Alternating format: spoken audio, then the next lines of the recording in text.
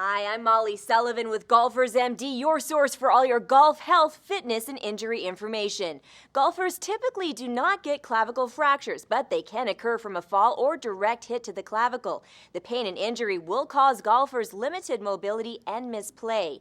Today we visit Dr. Michael Meow, sports medicine orthopedic surgeon, to tell us more about clavicle fractures. A clavicle fracture is a break of the collarbone. Usually those occur when you've fallen directly on your shoulder, usually after a trip or a fall. The symptoms of a clavicle fracture are pain, sometimes swelling enough that you see bruising around the actual fracture site.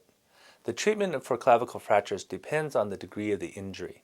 For a minor break where the ends are not displaced or put apart from each other, we usually have the athlete wear a sling until enough healing has occurred that we can start motion and physical therapy. If the fracture is significantly displaced or the ends are farther apart, that might need surgery where you would put either a pin or a metal plate with screws to hold the pieces together until it heals. An athlete can play with a problem depending on the degree of injury. If there is a minor break and there is sufficient time to heal in the first month or so, a non-contact athlete might have the chance to return to play. Contact athletes, however, need full healing of the bone before they return to sport. The rehabilitation is difficult because it's just this little bone that connects the shoulder to the sternum, right? There's no primary movers of that bone, so really the main rehabilitation has to be to rehabilitate the entire shoulder, which means strengthening of those muscle groups around the shoulder, making sure the range of motion is achieved.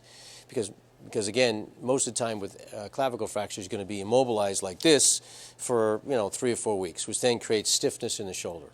So we need to really get rid of that. And that's going to take at least 4 to 6 weeks, professional or amateur. It's just going to take 4 to 6 weeks. Bone time to heal, and then get them back rehabilitation-wise to have a strong shoulder and prevent any problems.